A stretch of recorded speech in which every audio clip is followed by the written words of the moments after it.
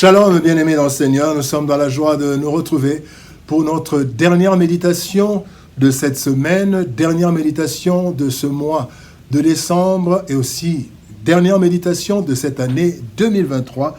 Nous sommes le vendredi 29 décembre 2023 et nous vous saluons au nom de notre Seigneur et Sauveur Jésus-Christ. Nous allons lire pour ce jour un texte dans la lettre de Paul aux Galates. Galates chapitre 6, verset 10, nous lirons dans deux versions. Dans 8 secondes, il est écrit « Ainsi donc, pendant que nous en avons l'occasion, pratiquons le bien envers tous et surtout envers les frères en la foi. » Et Bible du Sommet, on nous dit « Ainsi donc, tant que nous en avons l'occasion, faisons du bien à tout le monde et en premier lieu à ceux qui appartiennent à la famille des croyants. » Profitons de l'occasion. Profitons de l'occasion, profitons de chaque occasion. Tel est le thème de notre méditation de ce vendredi 29 décembre 2023. Bien-aimés dans le Seigneur, chaque jour qui passe nous rapproche petit à petit de la fin. Fin de l'année, fin d'un événement, fin des études, fin du monde et fin de notre vie. Nous pouvons connaître la fin de l'année comme maintenant, nous sommes à pratiquement 3 jours de la fin de l'année 2023, mais nul ne connaît le jour de sa fin ou le jour de la fin du monde. Cela peut arriver à tout moment et personne ne déroge à cela. Le passage du jour, bien-aimé, nous exhorte à profiter de chaque occasion que nous offre le temps présent pour faire du bien. En effet, il y a une vie après celle-ci et elle se prépare sur la terre.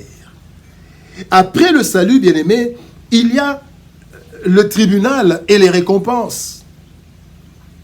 Ces dernières dépendent des actes que nous avons posés pendant que nous étions en vie sur cette terre. Nous sommes donc appelés à faire du bien pour en bénéficier après notre mort, comme le dit Apocalypse chapitre 14, verset 13, nos œuvres nous suivent. Voici quelques leçons tirées de notre verset du jour. Première leçon, le temps ne nous appartient pas. Bien-aimés dans le Seigneur, le temps ne nous appartient pas. Dans Jacques chapitre 4, verset 14, il est dit « Vous qui ne savez pas ce qui arrivera demain, car qu'est-ce que votre vie ?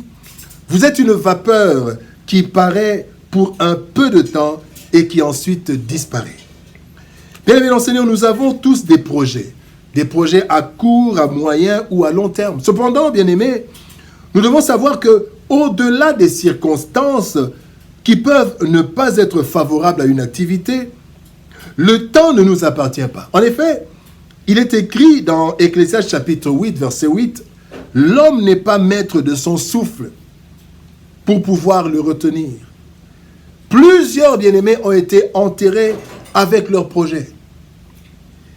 L'instant présent est à nous, partiellement. Le temps futur est totalement à Dieu qui en connaît le contenu.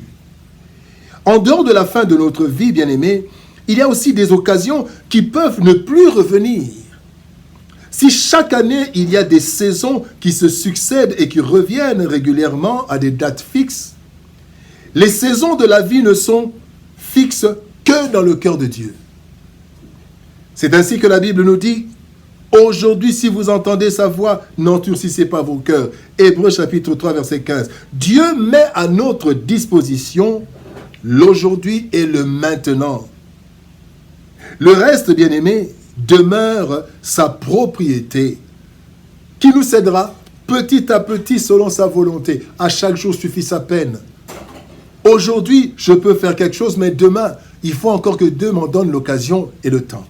Deuxième leçon, demain se prépare aujourd'hui. Galates chapitre 6, verset 7 nous dit « Ne vous y trompez pas, on ne se moque pas de Dieu.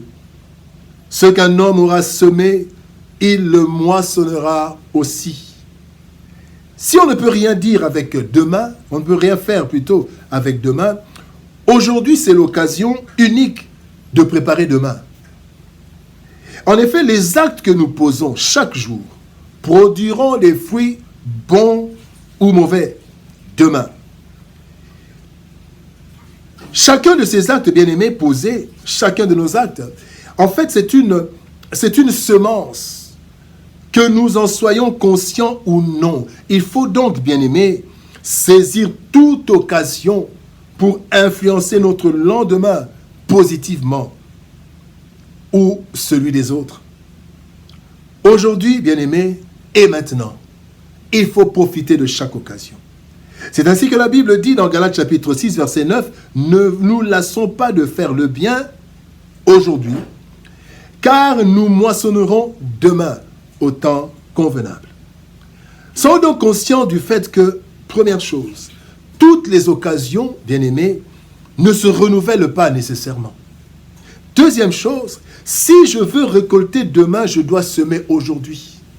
Troisième vérité, je ne dois rater aucune occasion de faire le bien parce que je ne sais pas si j'en aurai encore. Et enfin, quatrième chose, je bénéficierai de mes bons actes tôt ou tard et même dans l'au-delà. Troisième leçon, bien-aimée, ne rate aucune occasion de faire le bien. Ecclésiaste chapitre 11, verset 1 nous dit « Jette ton pain sur la face des eaux, car avec le temps, tu le retrouveras. » Il y a plusieurs occasions qui se présentent à nous. Mais parfois, nous les ratons pour plusieurs raisons. En voici quelques-unes, quelques raisons qui nous semblent fondamentales. D'abord, nous ratons ces occasions à cause de l'ignorance. Dans Osée chapitre 4, verset 6, il est dit « Mon peuple est détruit parce qu'il lui manque la connaissance. » Nous ratons des occasions par négligence. Dans Matthieu chapitre 25, verset 3, la Bible nous parle des vierges folles qui ont négligé de prendre de l'huile et finalement, quand elles en avaient besoin, c'était trop tard.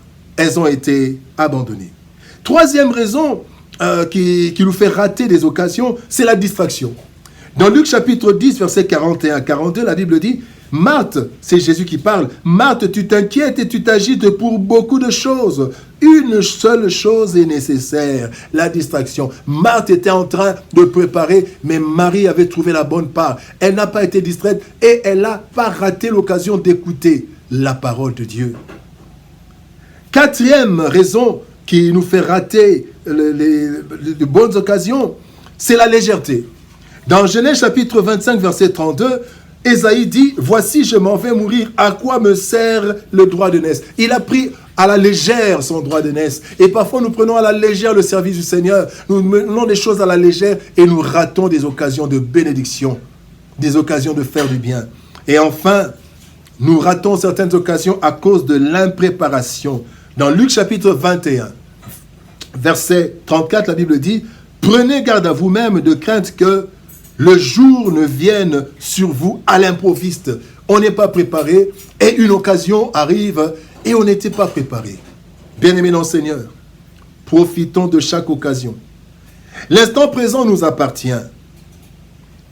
Ce n'est pas le cas pour celui à venir. Pourtant, demain dépend d'aujourd'hui et il faut profiter des occasions que le présent nous offre pour faire le bien et influencer notre avenir. Cette influence de l'avenir, bien-aimé, s'effectue par rapport à nos actes, bons ou mauvais.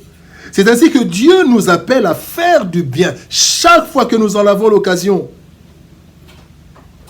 Bien-aimés dans le Seigneur, car nous ne savons pas si demain nous aurons encore ces opportunités.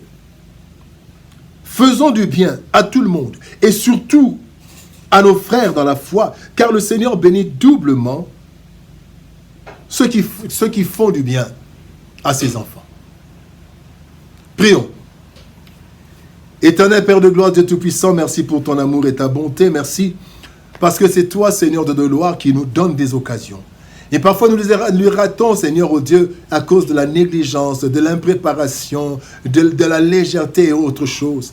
Aide-nous, Seigneur, à profiter de chaque occasion pour faire le bien. Parce qu'à chaque occasion, à chaque bien que nous faisons, Seigneur de gloire, il y a une moisson. Bénis mon frère, bénis ma sœur. Aide-nous à ne jamais rater les occasions de faire du bien. Éternel Dieu de gloire, Bénis, Seigneur de gloire, ton peuple. Merci pour cette année qui se termine, éternel de gloire. Et merci pour une nouvelle année qui va commencer par ta grâce. Seigneur de gloire, et si tu ne reviens pas, et si tu nous donnes encore la vie, nous commencerons encore une nouvelle année de méditation au pied du grand roi. Bénis ta parole et bénis ton peuple. Au nom de Jésus-Christ, nous avons ainsi prié. Amen. Bien-aimés dans le Seigneur, c'est une joie pour nous de terminer l'année en beauté. Nous avons commencé depuis le premier lundi de 2023 jusqu'à aujourd'hui. Et le Seigneur nous a fait grâce chaque jour d'apporter sa parole. Merci pour chacun et chacune de vous qui êtes à l'écoute, qui suivez, d'autres qui posent des questions, qui nous écrivent. Nous sommes vraiment dans la joie de partager la parole de Dieu par sa grâce. Et pour ceux qui sont dans la ville, de Kinshasa, ou bien qui vont se retrouver dans la ville de Kinshasa pendant le mois de janvier, le 27 janvier, le samedi 27 janvier, nous allons célébrer au pied du grand roi. Nous allons bénir le Seigneur pour les méditations. Nous avons fait toute l'année 2023, et nous allons aussi remettre l'année 2024 entre les mains du Seigneur, afin que nous puissions être chaque fois alimentés par le Seigneur et que nous puissions vous transmettre sa parole. Le samedi 27 janvier, nous nous retrouverons à la cathédrale du Centenaire sur 24 novembre, croisement 24 novembre et triomphal. Nous serons dans la salle Monseigneur Marini, et c'est là que nous allons partager des témoignages. Nous allons louer le Seigneur pour sa grâce. Samedi 27 janvier 2024, de 16h à 19h précise, nous allons nous rencontrer au pied du grand roi. Que Dieu nous bénisse. Shalom, au revoir. Bonne année 2024. Et par la grâce de Dieu, nous nous retrouvons le premier lundi. Le premier lundi de l'année 2024, ça sera le 1er janvier pour commencer une nouvelle série 2024 au pied du grand roi. Que Dieu nous bénisse. Shalom, au revoir. Bon week-end. Bonne fin d'année. Et à demain, à l'année prochaine. Shalom, au revoir et à lundi.